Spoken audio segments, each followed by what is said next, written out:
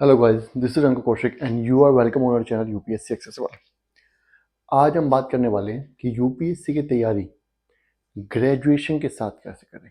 ठीक है, अब देखो, जब हम ग्रेजुएशन की बात करते हैं तो सबसे पहली बात ये आती है कि आपको तैयारी करनी ही क्यों है ग्रेजुएशन के साथ, है ना। क्यों करनी है? वो इसलिए करनी है कि यूपीएससी की जो मिनिमम एज है वो है 21 साल। ठीक है, 21 साल है तो हर इंसान ये सोचता है कि वो 21 साल की उम्र में अपना पहला अटेम्प्ट बने दे और कम से कम उम्र में वो यूपीएससी क्रैक कर ले पहले अटेम्प्ट में। ठीक है, जिससे कि उसको क्या मिले, उसको एक बहुत लंबी सर्विस, लगभग लगभग 40 साल की सर्विस मिले। ठीक है, लगभग लगभग जब आप 40 साल की सर्विस कर लेते हैं तो आप बहुत ही अच्छे मुकाम पे पहुंच सकते हैं, जहाँ पे कि आप देश के जो डेवलपमेंट में, कंट्री के डेवलपमेंट में बहुत ज़्यादा अपना कंट्रीब्यूट कर सकते हैं। तो हर कोई चाहता है कि उसके पास सर्विस ज़्यादा से ज़्यादा हो। ठीक है, कोशिश करता है कि 25 से कम में, लेकिन बच्चे आजकल ये भी सोचते हैं कि फर्स्ट अटेम्प्ट में ही निकाल के और हम बने। तो उसके लिए ज़रूरी हो जाता है बच्चों के लिए कि वो ग्रेजुएशन के टाइम से ही तैयारी स्टार्ट कर देते हैं। ठीक है, चलिए, अब यहाँ पे जो एक गलती कुछ बच्चे करते हैं वो क्या करते हैं, देखो ये जो तैयारी है इसको दो पार्ट्स में बांट लेते हैं। एक तो हमारी होगी ग्रेजुएशन, थोड़ा हाथ में चोट है तो लिखने में परेशानी हो सकती है। दूसरा हमारा हो गया यूपीएससी। अगर आप ग्रेजुएशन के साथ साथ तैयारी कर रहे हैं तो आपको ग्रेजुएशन का भी पढ़ना पड़ेगा और आईएएस का भी पढ़ना पड़ेगा। यहाँ पे जो बच्चे गलती करते हैं वो ये करते हैं कि वो आईएएस की तैयारी के चक्कर में, यूपीएससी की तैयारी के चक्कर में वो ग्रेजुएशन पे ज़्यादा ध्यान नहीं देते। होता ये है कि या कई बच्चे तो मैंने देखा कि अच्छे मार्क्स नहीं ला पाते। ठीक है, जिससे कि आगे मान लीजिए यूपीएससी बिल्कुल अनप्रेडिक्टेबल है, अगर मान लीजिए नहीं हुआ, पहली बात तो हम ये मान के चलते हैं जो मेहनत करता है उसका हो जाता है कुछ ना कुछ। ठीक है, अच्छा रैंक उसको मिल जाती है, लेकिन इन केस कुछ ऊंच नीच हो जाती है तो आपका बैकअप प्लान जो आपका ग्रेजुएशन ही नहीं है, वही में आप ढंग से नहीं कर रहे हो, या आपने, चलिए ठीक है, आपने कर भी लिया है तो आपको जो आपने ग्रेजुएशन में पढ़ा उतना मन से नहीं पढ़ा तो आपको उसकी नॉलेज नहीं है, तो आगे जाके भी आपको समस्या हो सकती है। ठीक है, समझ लो, जबकि होना क्या चाहिए कि ग्रेजुएशन में जो आप पढ़ रहे हो उसको अगर आप ध्यान से पढ़ोगे तो वही तो फिर आगे यूपीएससी की तैयारी में ही पढ़ना है। कम से कम अगर क्या पता आपको ऑप्शनल अपने ग्रेजुएशन के सब्जेक्ट से ही मिल जाए, मान लीजिए आपने बीए की है तो हिस्ट्री, पॉलिटी, ज्योग्राफी, ये सब आपको यहाँ भी पढ़ना है और ऑप्शनल भी इन्हीं में से आप चूज कर सकते हैं। ठीक है, आप बीकॉम से सब्जेक्ट, बीकॉम से कर रहे हैं तो इकोनॉमी आप ऑप्शनल चूज कर सकते हैं। ये सब चीज़ें भी तो आपको आगे आगे पढ़नी है ना। तो किसी भी कीमत पे ग्रेजुएशन की जो आपकी पढ़ाई है उसके साथ कॉम्प्रोमाइज़ नहीं होना चाहिए। अगर आप तो 2 घंटे यूपीएससी की तैयारी करनी है 3 साल तक और ग्रेजुएशन के लिए आपको 6 घंटे पढ़ना है तो आपको 8 घंटे पढ़ना पड़ेगा, 6 घंटे इसके लिए और 2 घंटे इसके लिए। अब आप अगर मेहनत कर सकते हैं तो करिए, नहीं कर सकते तो मत करिए, और मैनेज करना आपको पड़ेगा अगर आप यूपीएससी की तैयारी करना चाहते हैं ग्रेजुएशन के साथ साथ तो। ठीक है, जो बच्चे ग्रेजुएशन में आए हैं, कर रहे हैं, मैं उनको यही सलाह दूंगा बहुत ज़्यादा टाइम यूपीएससी को ना दें। ग्रेजुएशन का पढ़ने के बाद 2 घंटे बहुत है, 3 घंटे बहुत है, अगर निकाल सकते हैं तो। ठीक है, तो भी बहुत है, ज़्यादा निकालना तो और अच्छी बात है। ठीक है, तो पहले तो ये कि ग्रेजुएशन साथ साथ चलती रहेगी हमारी उसी स्पेस से जिससे चलनी चाहिए, बाकी सबकी चल रही है। ठीक है, दूसरी चीज़, यूपीएससी में मान लीजिए आप 2 या 3 घंटे आप डेली देते हैं तो आपको करना क्या है उसमें। सीधा आपको ऐसा तो नहीं है कि मेंस ही लिखना अगले साल। आपके पास बहुत लंबा टाइम है, अभी 3 साल है।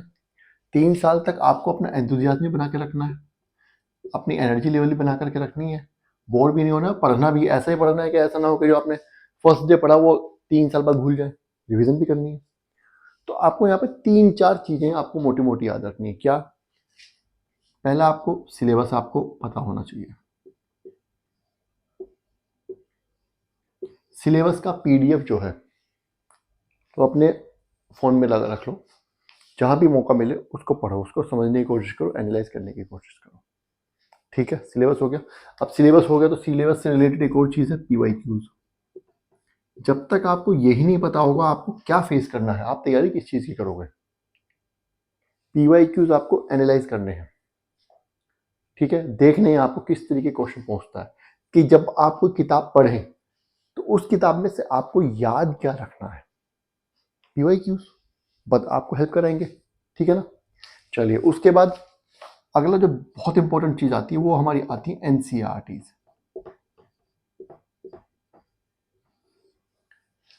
एनसीईआरटी 6 to 12 सारी आपको पढ़ लेनी है, ठीक है। सभी एनसीईआरटीज आपको बार बार नहीं पढ़नी है, एनसीईआरटीज में भी टाइम बहुत ज़्यादा वेस्ट होता है। तो एनसीईआरटीज पढ़ने का जो तरीका मैं बता चुका हूँ, सारी एनसीईआरटीज आपको बार बार नहीं पढ़नी है, कुछ ही एनसीईआरटीज है जो आपको बहुत बार पढ़नी है, बार बार पढ़नी है, ठीक है। तो उसके लिए तरीका है, मैंने पहले वीडियो बना चुका हूँ, आप उस वीडियो को देख सकते हैं। अगर आपको खुद से पता है तो बहुत अच्छी बात है, ठीक है। कहने का मतलब एनसीईआरटीज आपको पढ़नी है, ये करना है आपको। इससे अगला काम आपको क्या करना है, आपको एक बहुत जरूरी काम आता है, क्या, करंट अफेयर्स। अब यहाँ पे देखो एक लोचा है, अगर आपको एग्जाम 3 साल बाद देना है तो एक करंट अफेयर्स तो आपके लिए रिलेवेंट नहीं है ना। तो आपको क्या करना है, आपको एक तो पीवाईक्यूज देखने हैं, पीवाईक्यूज में करंट अफेयर्स वाले क्वेश्चन भी देखने हैं, किस तरह के क्वेश्चन देखता है। आपको करंट अफेयर्स पढ़ना सीखना है। बच्चों को कई कई महीने सालों लग जाते हैं, उनको यही नहीं पता होता उनको न्यूज़पेपर में न्यूज़ कौन सी पढ़नी है। तो ये आपको क्या करना है, आपको अगर आप न्यूज़पेपर पढ़ सकते हो तो सबसे अच्छा, उसमें देखिए कि आपको कौन सी न्यूज़ आपके काम की है, उसको फिल्टर करना सीखिए और उस न्यूज़ को पढ़िए। अभी आपको वो अपने दिमाग में मेमोराइज नहीं करनी है, अभी आपको बस उस इंसिडेंट्स को समझना है। जैसे मान लिया आजकल क्या चल रहा है अभी कि जो इजराइल ने ईरान के न्यूक्लियर फैसिलिटीज पर अटैक कर दिया, मान लेते हैं, ठीक है। अब इसमें आपको क्या पता चलेगा कि ईरान जो है वो न्यूक्लियर वेपन बनाने की कोशिश कर रहा है। न्यूक्लियर वेपन बनाने के उसको न्यूक्लियर एनरिचमेंट की जरूरत पड़ेगी, यूरेनियम के एनरिचमेंट की। तो यूरेनियम के एनरिचमेंट करने के लिए क्या होता है वो भी आपको कंसेप्ट पता चलेगा, है ना। फिर आपको पता चलेगा क्यों नहीं बना सकता, क्यों नहीं बना सकता, नॉन प्रोलिफरेशन ट्रीटी के बारे में आपको पता चलेगा। तो ये सब चीज़ आप धीरे धीरे समझिए, ये आपकी अंडरस्टैंडिंग बनाएंगे और आपको जो आगे जाकर एग्जाम में फिर आंसर लिखने में भी और यूपी प्रीलिम्स का पेपर देने में भी आपको हेल्प करेंगे। इन सब चीज़ों को आप धीरे धीरे अपने मन में बैठाइए, क्या होती हैं, क्या इनका इम्पैक्ट होता है, क्यों हो रहा है लड़ाई, कोई रशिया और यूक्रेन का कॉन्फ्लिक्ट क्या चल रहा है, इनको धीरे धीरे समझिए, ये आगे के इवेंट्स आपको समझने में हेल्प करेंगे, ठीक है। और अगर एग्जाम के आपको 1 साल ही बचा है, देखो यूपीएससी के एग्जाम में जो करंट अफेयर्स आता है वो 1 साल पूरा नहीं आता है। तो अगर 1 साल बचा है तो फिर तो ढंग से आपको करना ही पड़ेगा, कोई भी आते हो आपको न्यूज़पेपर फॉलो करना पड़ेगा ढंग से, या आप कोई मैगजीन भी फॉलो कर सकते हैं, आपकी मर्जी है वो, ठीक है। इसके बाद एक इंपॉर्टेंट चीज आती है आपकी, वो आपका आता है ऑप्शनल। ऑप्शनल सबसे पहले तो आपको चूज ही करना है कौन सा ऑप्शनल है, ठीक है। अब देखो, अगर आपने अपने ग्रेजुएशन का कोई सब्जेक्ट चूज किया हुआ है, जो सब्जेक्ट आपने ग्रेजुएशन में पढ़ा है, तो आपको कुछ नहीं करना उसमें। तो आपको, मैं मान के चलता हूँ, आपको उस सब्जेक्ट की बेसिक अंडरस्टैंडिंग होगी, ठीक है। अब आपको क्या करना है, अब आपको बेसिकली ऑप्शनल्स को पीवाईक्यूज देखने हैं, और फिर उसमें आपको देखना है कि क्या आप उन पीवाईक्यूज का आंसर कर पा रहे हो कि नहीं कर पा रहे हो। अगर नहीं कर पा रहे हो तो थोड़ा और आपको डेप्थ में जाने की जरूरत है, या कुछ और उसके जो दूसरे जो उसके डायमेंशन है उनको एक्सप्लोर करने की जरूरत है, या उनको देखने की जरूरत है, तो वो सब आपको देखना है। उसके लिए अगर आपको कोई बुक पढ़नी पड़े तो बुक पढ़ना है, ठीक है। या अगर आपने ऑप्शन लिया है जो कि आपका ग्रेजुएशन में सब्जेक्ट नहीं है, तो फिर आपको बेसिक से ही स्टार्ट करना पड़ेगा। आप चाहें तो ऑप्शनल की कोचिंग भी कर सकते हैं, आपकी मर्जी है, भले ही सब्जेक्ट आपका ग्रेजुएशन में हो, आपको उसकी इन डेप्थ नॉलेज तो होगी, लेकिन यूपीएससी की जो रिक्वायरमेंट है उसके लिए भी आपको खुद को तैयार करना होगा। तो वो आपको, या तो अगर आप खुद से पीवाईक्यूज एनालाइज करके ऑप्शनल के कर सकते हैं तो अच्छी बात है, अदरवाइज अगर आप कोचिंग लेना चाहते हैं तो वो भी आप कर सकते हैं, या कोई बुक्स वगैरह जो आपको लगती है फॉलो करनी चाहिए तो वो भी पढ़ सकते हैं। ऑप्शनल टू ऑप्शनल वेराई करता है, ठीक है। आपकी कितनी कमांड है उस सब्जेक्ट पे, उस पर भी डिपेंड करता है, ठीक है। तो ऑप्शनल का हो गया। एक इंपॉर्टेंट चीज और बचती है, ठीक है। 4 चीजें मैंने बताई यहाँ पे, सिलेबस हो गया, पीवाईक्यूज हो गए, एनसीईआरटीज हो गई, करंट अफेयर्स हो गए, ऑप्शनल हो गए, इतना सा हो गया। अब आपको क्या करना है, यहाँ पे आपको एक चीज देखनी है, मैंने आपको एक चीज बताई यहाँ पे,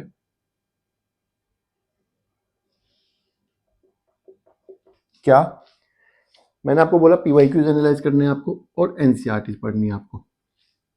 देखो मैं क्या बता रहा हूँ आपको, जो लास्ट वाली चीज बता रहे हैं अभी, जब आप पीवाईक्यूज आपने एनालाइज कर लिया, अभी आपने उसमें से कुछ, ऑब्वियसली बात आपको समझ नहीं आएगा, आपको क्वेश्चन को पता भी नहीं होंगे, है ना। तो आप पीवाईक्यू देख लोगे, फिर आप एनसीईआरटीज पढ़ोगे, एनसीईआरटीज पढ़ने के बाद आप दोबारा पीवाईक्यूज पढ़ोगे। तो आपको क्या लगेगा, यहाँ पे बीच में PYQ और NCERT के बीच में गैप मिलेगा।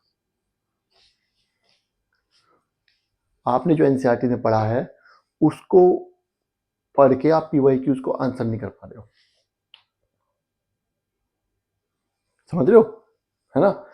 उसके लिए आपको क्या करना है, उसके लिए देखो दो बातें होती हैं जब आप आंसर नहीं कर पाते हो। पहला, लैक ऑफ प्रैक्टिस, कि आपने जो NCERT में पढ़ा है आपने उतना ध्यान से अभी नहीं पढ़ा है, आपको एक और रिवीजन की जरूरत है ताकि आप PYQs की जो माइन्यूट जो पूछा हुआ उसको आप आंसर कर पाए। तो आप NCERT रिवाइज कीजिए, ठीक है। कुछ चीजें ऐसी हैं जो कि सच में ही NCERT से नहीं हो पाती, जैसे कि हम पॉलिटी का एग्जांपल ले लेते हैं, ठीक है। पॉलिटी में आपको बाहर से आपको थोड़ी सी हेल्प लेने की जरूरत पड़ेगी। अब वो हेल्प आप ऑनलाइन किसी उससे ले सकते हैं, ठीक है, कोई गूगल वगैरह करके ले सकते हैं, ChatGPT से ले सकते हैं, आप चाहें तो कोई यूट्यूब पे वीडियोस देख सकते हैं, ठीक है, या आप कोई बुक भी पढ़ सकते हैं। नाम नहीं लूंगा, आजकल बड़ी फेमस बुक पढ़ रही हैं पॉलिटी की, कोई भी बुक भी पढ़ सकते हैं, ठीक है। सभी सब्जेक्ट्स में नहीं पढ़नी है बुक्स बाहर की, ये मैं पहले बता चुका हूँ, कुछ ही सब्जेक्ट्स में पढ़नी है, ठीक है। तो इस तरीके से आपको एनालाइज करना है कि आपको कहाँ जरूरत पड़ रही है। मान लीजिए आपने हिस्ट्री की NCERT पढ़ी पुराने वाली, वो पढ़ के आपके PYQs के ज्यादातर क्वेश्चन सॉल्व हो रहे हैं, तो आप क्यों कोई बुक पढ़ेंगे। आपने ज्योग्राफी की NCERT पढ़ी, वो पढ़ के आपके क्वेश्चन सॉल्व हो रहे हैं, तो आप क्यों कोई बुक पढ़ेंगे, ठीक है। तो वो आपको देखना है कि आपको कहाँ जरूरत पड़ रही है, किस टॉपिक में बाहर से हेल्प लेने की जरूरत पड़नी है, वो सब आपको करना है। तो यही काम आपको धीरे धीरे, ज्यादा नहीं, 2-2.5 घंटे 3 घंटे आप 3 साल तक करिए। जब आपके एग्जाम को 1 साल बचेगा, 1 साल बचेगा, तब आपको आंसर राइटिंग भी स्टार्ट कर देनी है, आंसर राइटिंग भी स्टार्ट कर देनी है। प्रीलिम्स से 365 दिन पहले आपको आंसर राइटिंग स्टार्ट कर देनी है, ताकि प्रीलिम्स तक अगर आप एक आंसर भी डेली लिखते हैं तो कम से कम 365 आंसर्स तो आप लिख चुके हो। 365 आंसर्स का मतलब है 365 टॉपिक्स पे आपने रिसर्च की है अपने आप से, ठीक है। तो ये काम आपको बहुत जरूरी करना है लिखने का, समझ आया। जब आंसर राइटिंग आप करेंगे तो आप सर्च करेंगे, जब आप PYQs करेंगे तो आप देखें क्वेश्चंस में आपको कुछ चीजें समझ नहीं आ रही हैं या भूल जा रहे हैं, उन सब चीजों को आपको नोट डाउन करते हुए चलना, अपने नोट्स बनाते हुए चलना, ये कोई बताने वाली बात नहीं है। जब आपके एग्जाम को 1 साल बचेगा तो आपको अब करंट अफेयर्स बहुत ही अच्छे से कर लेना है। करंट अफेयर्स आपको बहुत अच्छे करना है, आप चाहे तो मैगजीन फॉलो कीजिए चाहे न्यूज़पेपर फॉलो कीजिए, वो आपकी मर्जी है, लेकिन करंट अफेयर्स आपका 1 साल का तैयार होना चाहिए, फिंगर टिप्स पे आपके होना चाहिए, प्रीलिम्स और मेंस दोनों का, ठीक है।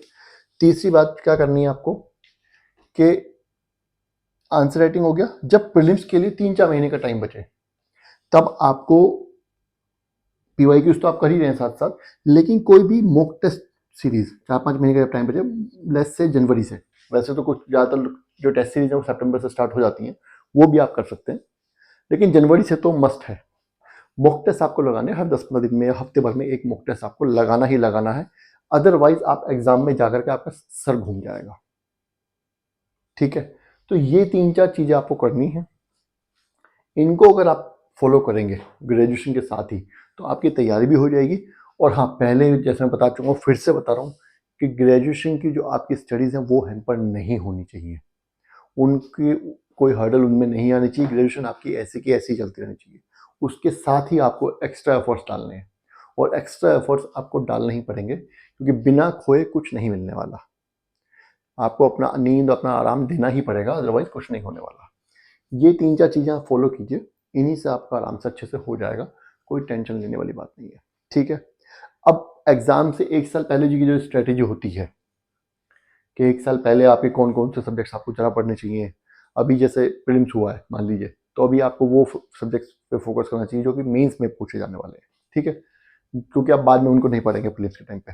तो वो सब के लिए अलग वीडियो है, अभी हम ये सिर्फ ये बता रहे हैं कि आप ग्रेजुएशन में अगर हैं तो आपको समझ नहीं आ रहा कि स्टार्ट कहाँ से करना है, तो ये मैंने आपको बता दी है 3-4 बेसिक चीज़ें, इन सब स्टार्ट कर सकते हैं, ठीक है।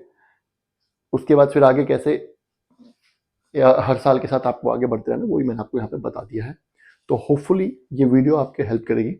वीडियो अगर पसंद आई है तो वीडियो को लाइक करना है, चैनल को सब्सक्राइब करना है, कुछ समझ नहीं आया तो कमेंट कर देना है, और बाकी लोगों को भी शेयर भी करना है ताकि उनको भी हेल्प मिल सके। Thank you.